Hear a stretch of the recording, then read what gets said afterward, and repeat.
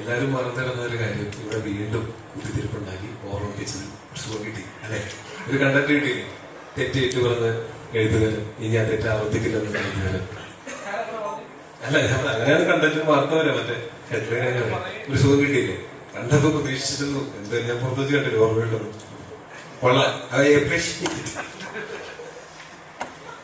ടോവിനോയ്ക്ക് ഇത്തരം പേടിയുണ്ടോ? ഇങ്ങനെ ഇത്തരം സ്ക്രിപ്റ്റുകൾ പ്രതീക്ഷിക്കാത്ത രീതിയിൽ വന്നു കഴിഞ്ഞാൽ? എനിക്ക് പേടിയൊന്നും.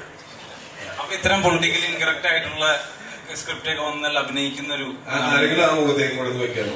എല്ലാവരും ഒരു സൈഡ് മാത്രം കാണും. വെച്ചില്ലേ?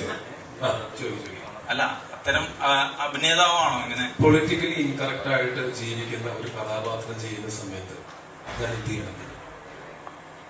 ഞാനൊരു പടത്തിൽ ഇൻഫർമേഷൻ ചെയ്യുകയാണെന്ന് വിചാരിക്കുക, അയാൾ വൃത്തിയായിട്ടാണെന്ന് വിചാരിക്കുക, അയാൾ പൊളിറ്റിക്കലി ഇൻകറക്റ്റ് ആയിട്ടുള്ള കാര്യങ്ങൾ ചെയ്യുന്ന ആളാണെന്ന് വിചാരിക്കുക.